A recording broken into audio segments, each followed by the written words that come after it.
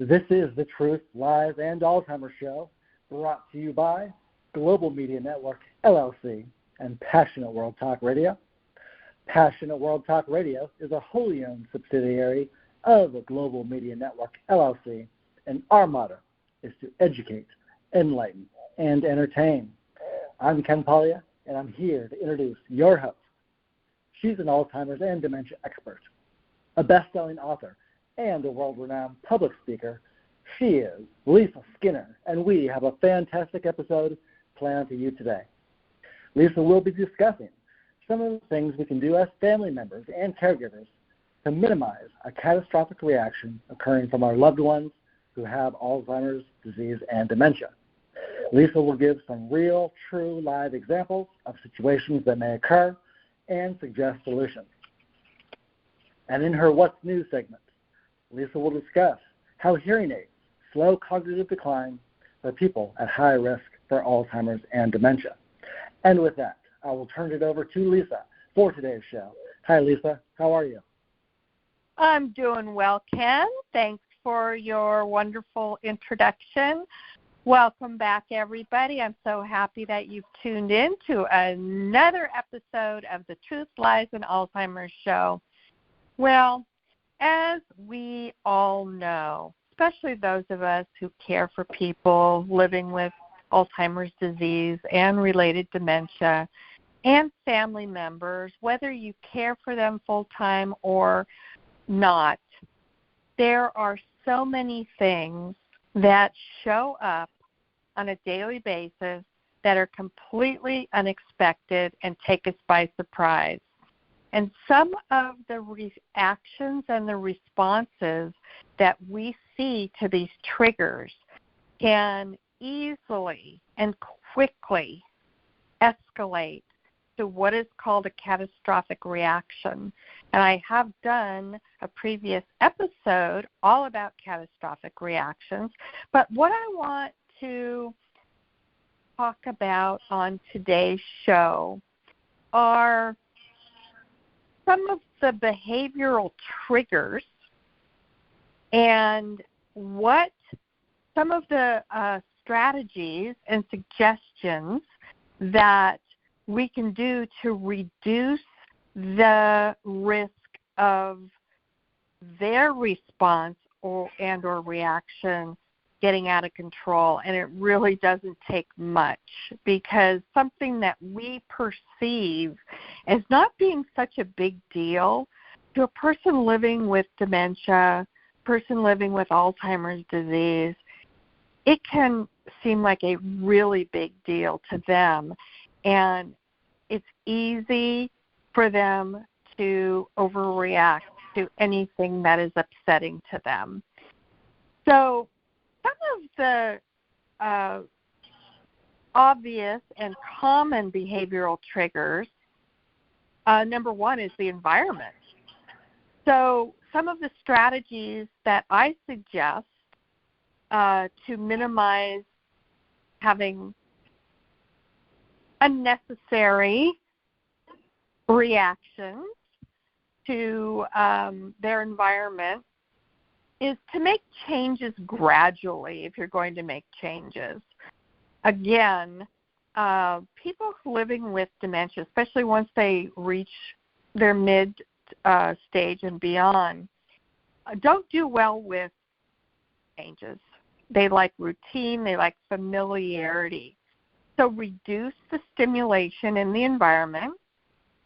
You can avoid having more than one source of noise at a time if you can. So minimize music playing, the TV, traffic noise, etc.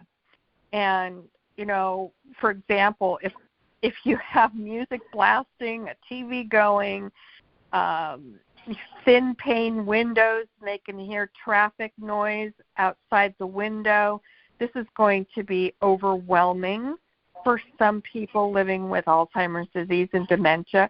It can actually trigger a negative behavior.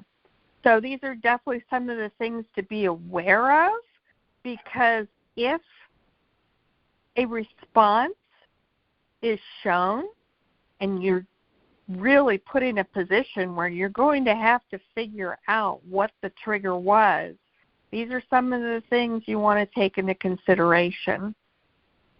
So, back to the environment. Decrease the clutter in the environment, so in the room and any outside noises, and keep their environment as simple as possible. Physical triggers.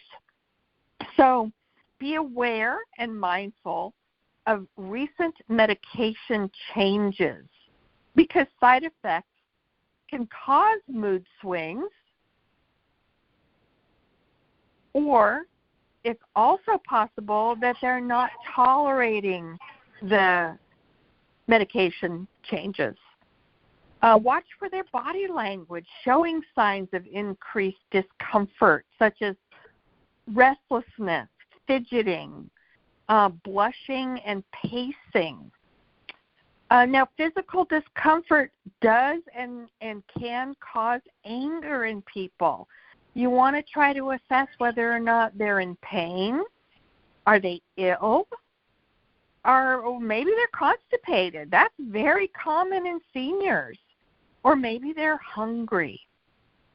Ask yourself, do they need to use the bathroom? Maybe they're too hot or too cold. This is something that can trigger a response. Are their clothes fitting them properly? Maybe they're too tight. Something might be uncomfortable about what they have on. Also, fatigue can make them more susceptible to frustration and anger. So one of the things that we suggest is simplify their tasks and decrease noise. Mental triggers. One of the things that I have learned through my 30-plus years of experience and working with people who live with Alzheimer's disease and dementia is don't focus on what they can no longer do. Learn to accept their current abilities and try to avoid reminding the person of who they used to be, because that can be very, very upsetting to them. One of the things that I definitely learned through trial and fire and through the School of Hard Knocks is having an expectation. So if you're doing a project with somebody or an activity, having an expectation that you are placing on the result of that activity. It doesn't matter. What matters is they are enjoying whatever it is they're doing, and it doesn't matter whatsoever the outcome of that activity. Don't strive for it to be perfect like it may have been when they were a healthy person. Even though maybe that's what you're looking for, it really doesn't matter to them. It's really about the enjoyment of doing the activity, because everybody's skill level is now different who is living with Alzheimer's disease and related dementia. So it doesn't matter the outcome or even if they finish it. So look for signs that they're enjoying what they're doing. And if you start to see changes in body language, in other words, maybe signs of frustration, then move on to something else. It's much easier to give people living with Alzheimer's disease limited choices. So one or two things to choose from at a time. Otherwise, it's overwhelming to them. Provide verbal cues. For example, I might say, Mom, hey, it's Lisa. Don't ask them if they know who you are. That's really setting them up for failure and puts them in a very embarrassing position. And it also puts the burden on them. So take the burdens off of them and don't put them in that position. Break down the tasks into small steps. Give them adequate time to accomplish a task or activity. And again, if they don't finish it, if it's not, it may not be accomplished to you, but it might be accomplished to them. So keep that in mind, because they can't task sequence after a certain, where they reach a certain point in this disease. So they might think they're finished, even though you obviously know they're not. But in their mind, they are finished. So let it go. Plan more difficult tasks for the time of day when they are at their best. And my advice is earlier in the day to midday, the more difficult tasks should be planned for earlier in the day and not in a later day. Always offer positive reinforcement. For example, after your shower, we'll have some ice cream, but make sure you follow through. Don't announce your intentions ahead of time. For example, you can go for a walk through the house or building and stop by the bathroom. You don't have to structure everything. A lot of times they're not going to remember what you've told them anyway, so just kind of go with the flow. This is really important. Don't talk about people who live with Alzheimer's disease and dementia as if they weren't there. Include them so they know that they can ask a question or voice an opinion. Misinterpreting a conversation may upset them. And always identify other people that you might be bringing with you to visit or that happen to be in your environment.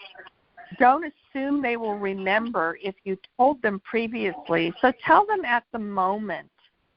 Don't ask if they remember.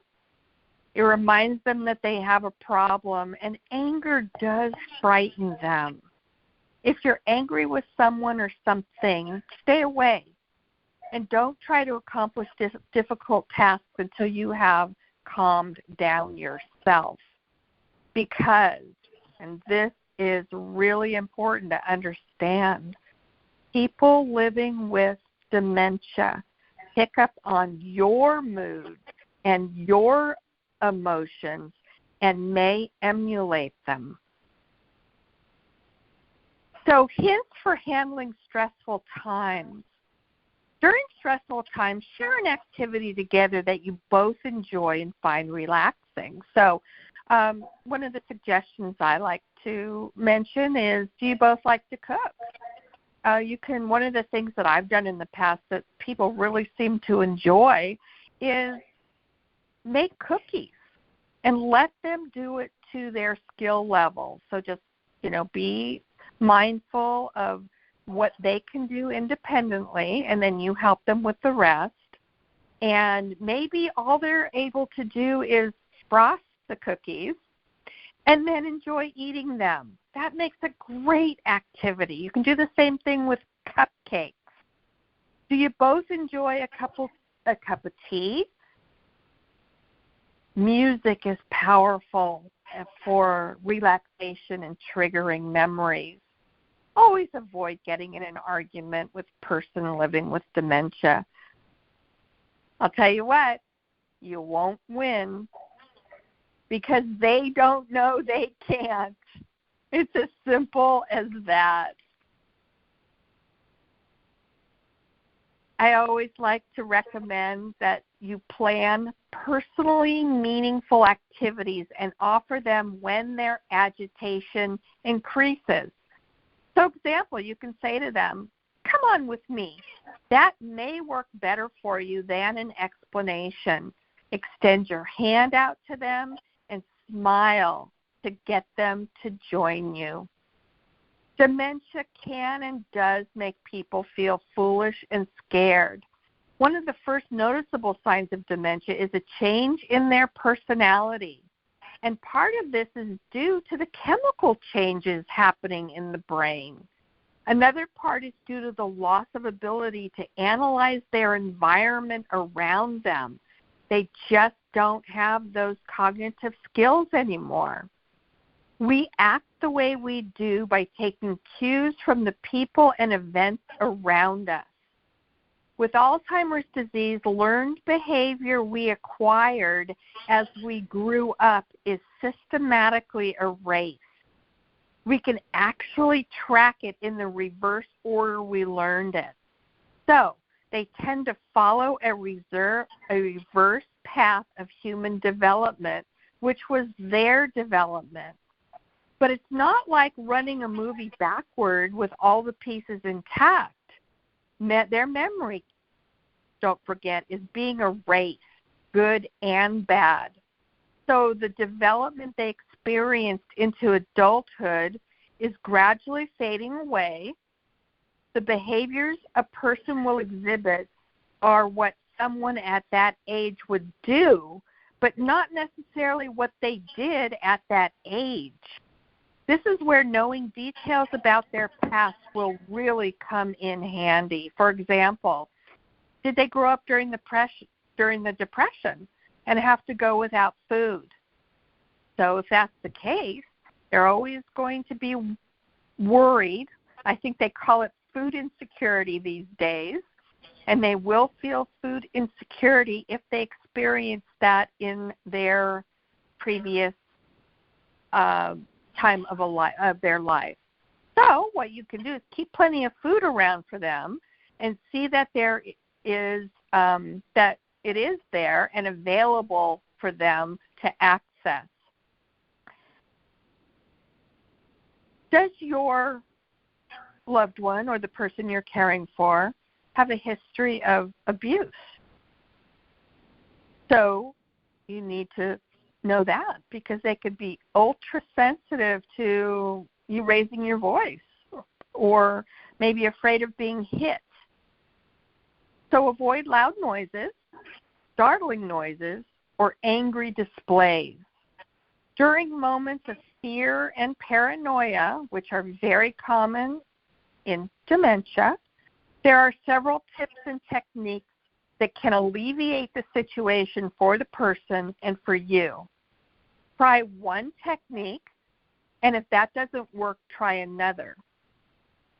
Try the same technique another time. And I've mentioned this before, so on several episodes, what works one day might not the next. But the more tools we have in our toolbox, the more techniques we will have to pull from and try and see if it works for that specific situation. I recommend that you make lists of what you've tried and under what circumstances. So these lists will definitely be helpful to you in assembling your toolbox. General guidelines for caregivers: smile. Smile as often as you can. A smile can calm and completely change an entire situation. It may also surprise them enough to distract them. You got to keep a sense of humor even in the most difficult situations. Humor can help you cope with the frustrations, but remember to laugh with them, not at them. They know the difference.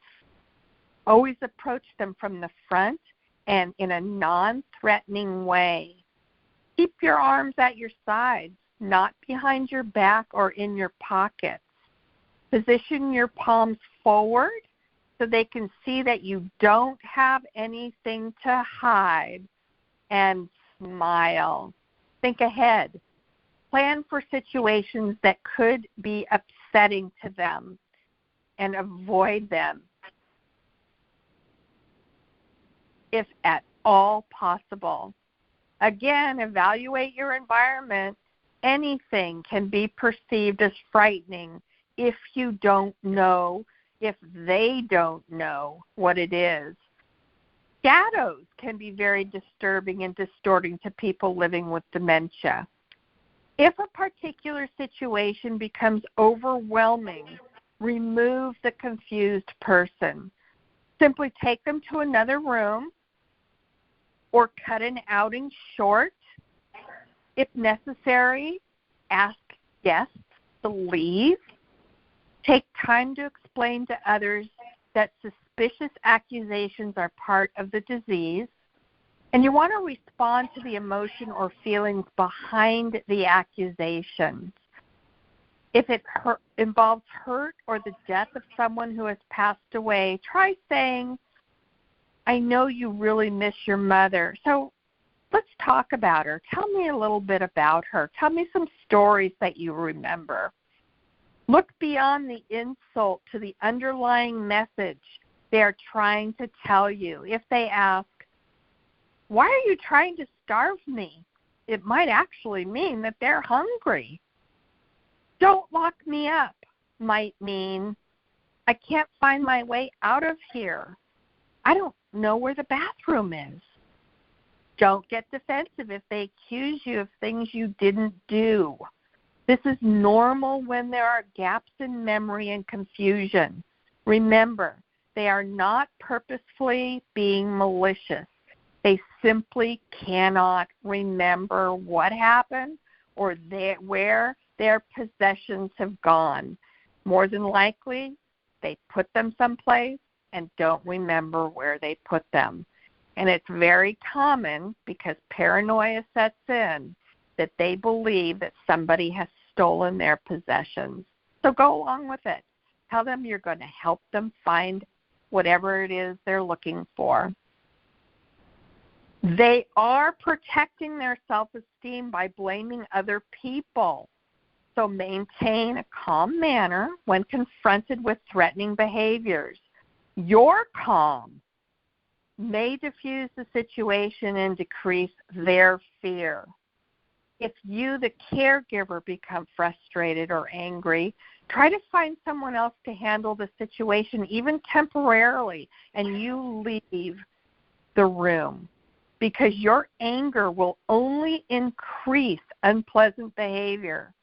Just as you can read their body language, they can read yours. And I'll take it one step further. They can feel yours. So go slow. Quick moves can make them feel unsafe and out of control.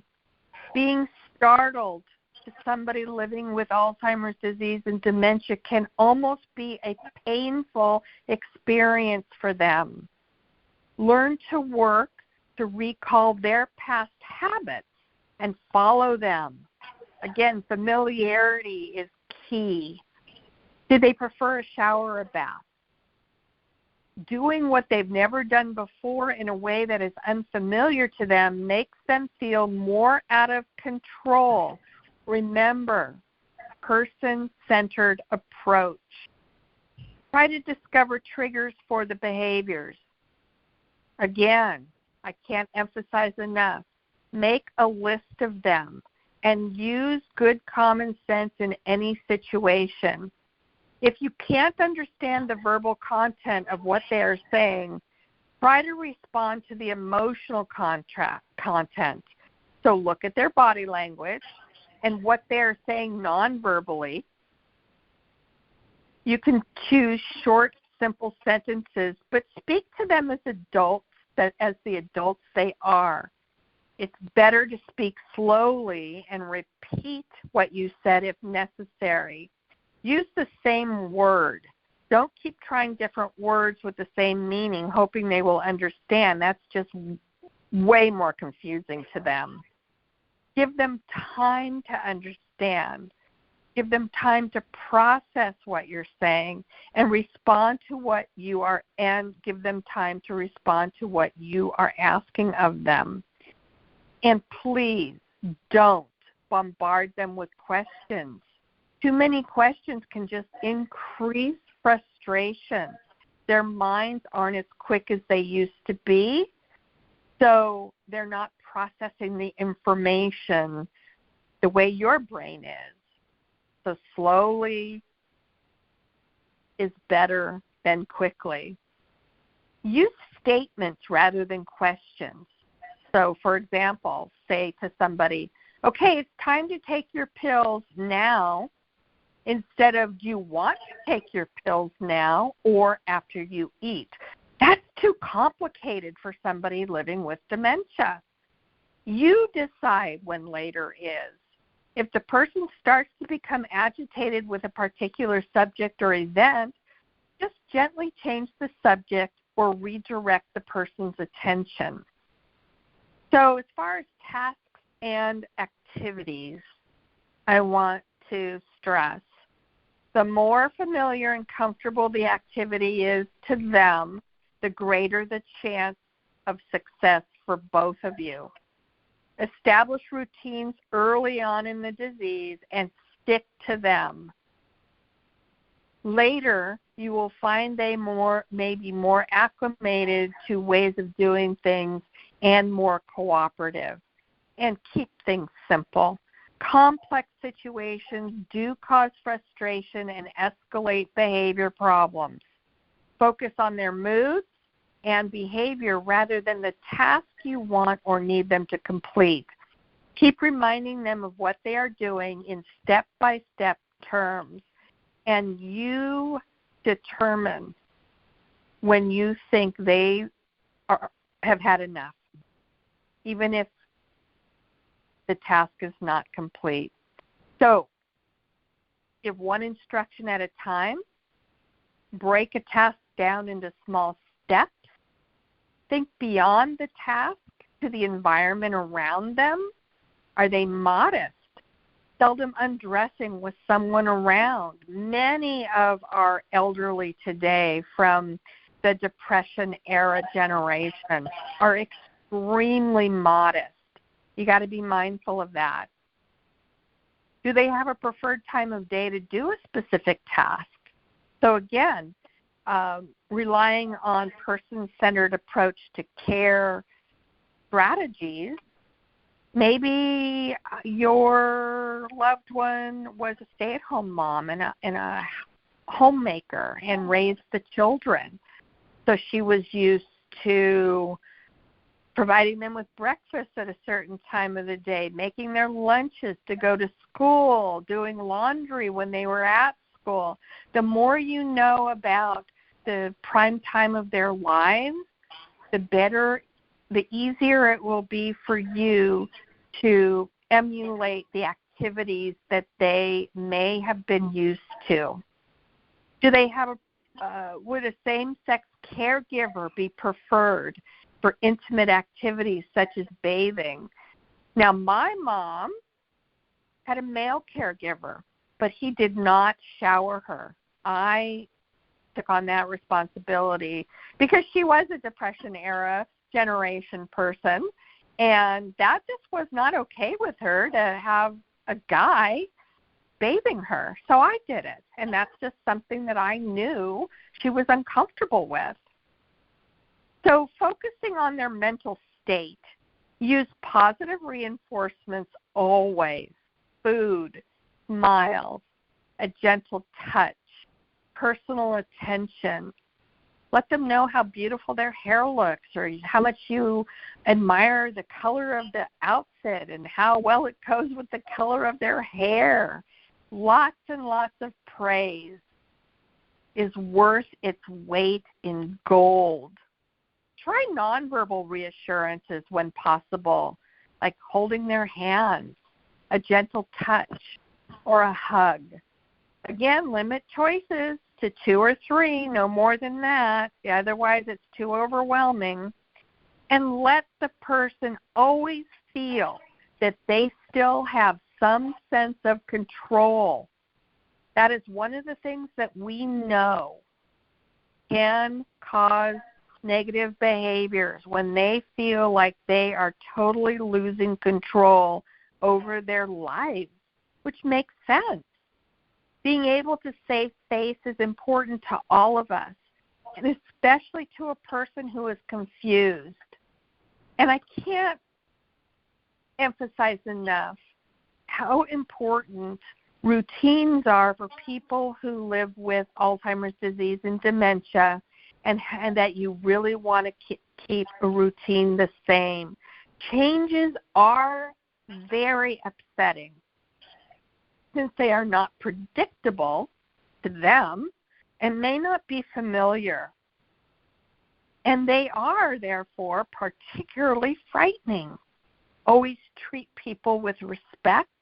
You never know when they will have a moment of lucidity or what's going to stick in their minds, even for just a very short period of time. And these moments can happen well into the disease. Don't assume they can't understand what is being said. That's why you don't want to talk as if they aren't there, because they may be understanding way more than you give them credit for. I have seen that so many times. Always want to promote a sense of security and comfort. They become frightened when they can't make sense out of the events and the environment around them. So you can use familiar photos and items to remind them of current relationships, and you can keep them current. They won't connect you as that cute little 6-year-old on the wall if you're now 35. One of the tips we've learned is to label pictures with names and relationships. A caption of Judy, daughter of Lucy, might be helpful. Don't worry about dates, as time is a lost concept. And always reassure them and let them know that you are there to help and protect them. You will be looking after them. I'm here with you. I'm going to take care of things. If they're worried about money, they'll perceive it as missing. Let them keep change as small bills in their pockets or a wallet or a purse. When they're upset, distract them with an enjoyable activity. Figure out what that activity is ahead of time and be prepared to switch over to it. Don't wait until they are upset before you go searching for the old comforter or game. Some people are comforted by a stuffed animal or security object such as a sweater or a blanket. Again, identify these and keep them handy. So, I don't want to overwhelm you too much with too many things, because as I'm sure you are well aware, anything can trigger a behavior and upset a person living with dementia. And unfortunately, in most cases, they are not capable of articulating what that something is. So it's up to us to figure it out. And the better you know your loved one and the better you know the person that you are caring for, you will learn the things that may have upset them. So that's my tips for minimizing a catastrophic reaction and helping resolve these unexpected situations that do and will arise minute by minute, hour by hour, day by day, when you have a loved one or caring for somebody living with Alzheimer's disease or related dementia. So I am going to share with you the article that I brought for my What's News section. And I know that I have brought this to your attention before in risk factors, going over what the modifiable risk factors are for either increasing a person's chance of developing Alzheimer's disease or helping to minimize that risk. And so we know, and there have been plenty of studies to support this, hearing loss definitely increases a person's risk for developing Alzheimer's disease. And just like the other modifiable risk factors that I have brought to your attention and we've discussed, you can negate that if you have that condition by treating it, or doing whatever it takes to resolve it. can negate that from kind of piling on your risks and raising your personal risk of developing Alzheimer's disease. So, bottom line, if you suffer from hearing loss, we know that hearing aids do slow cognitive decline in the people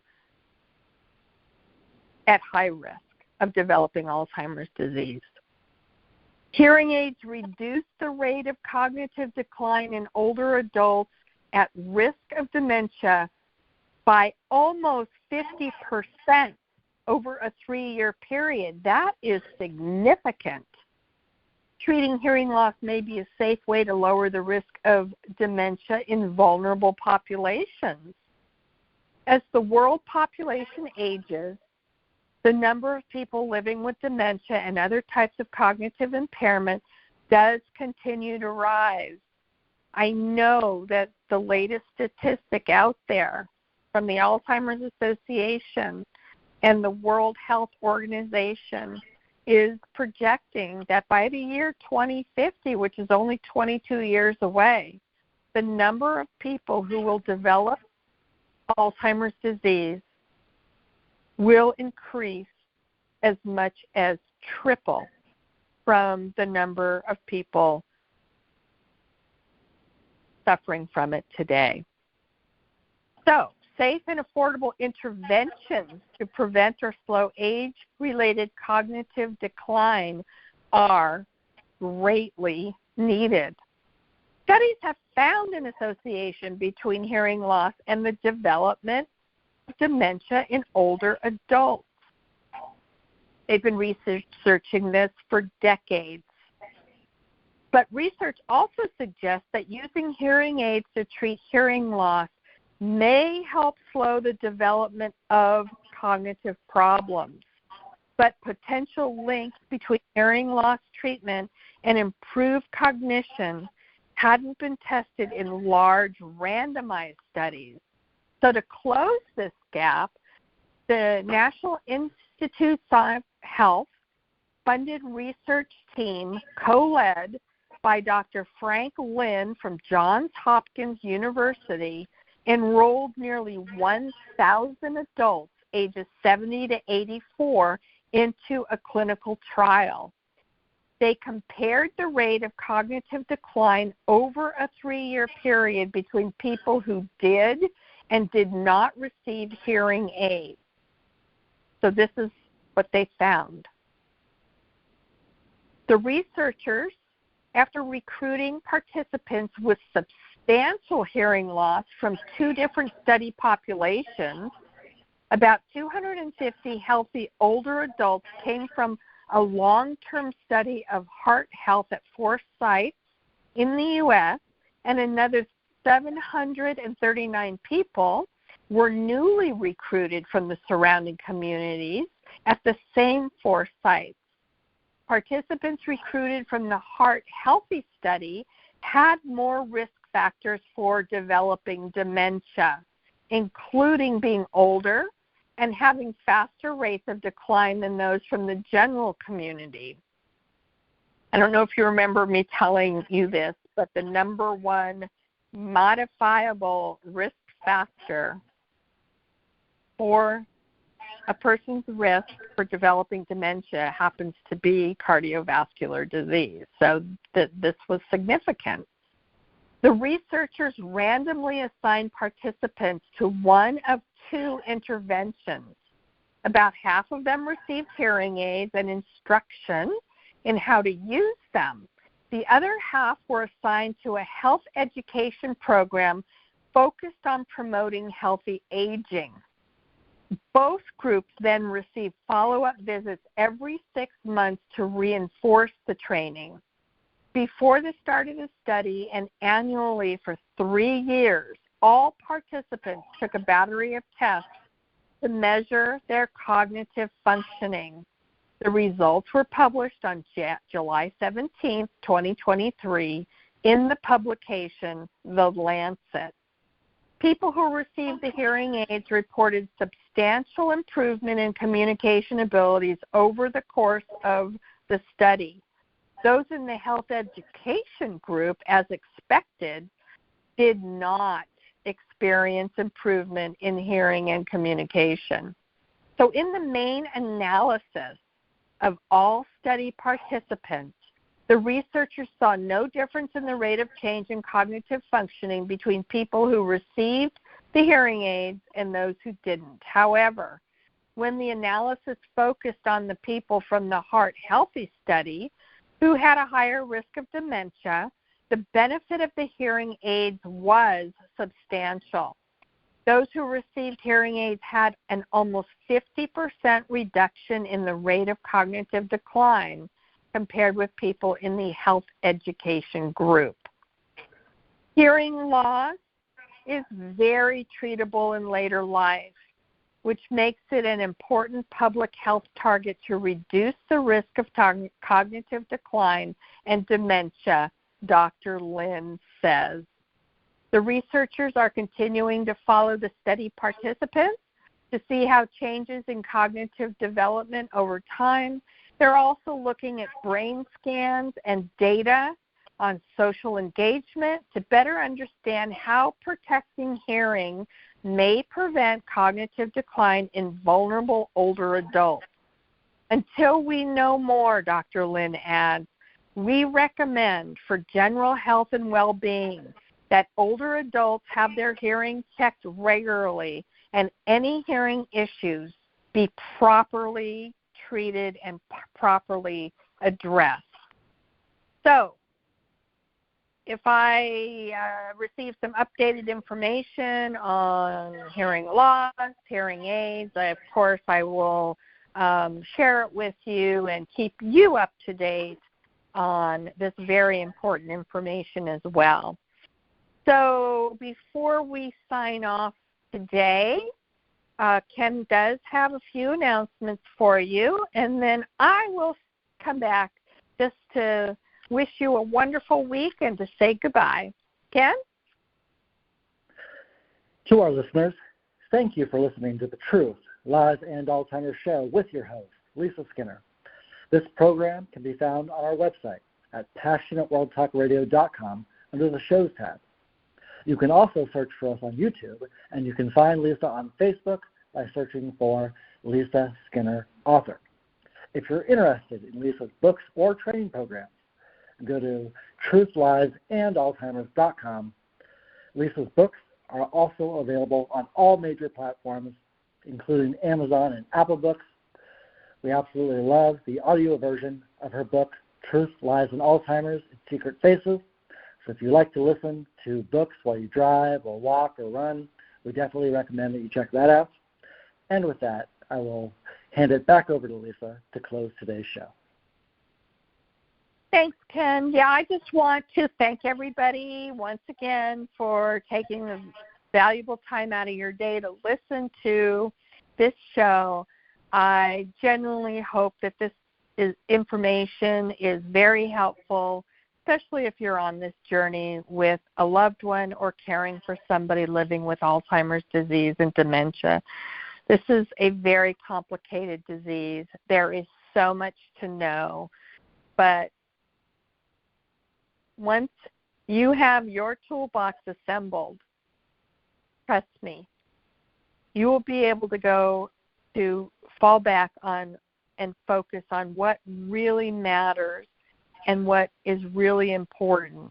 And that is spending quality time with your loved one and quality time if you are caring for somebody, and not have it be stressful and spend all your time trying to figure out why this person is not cooperating or why they're upset or why they're angry.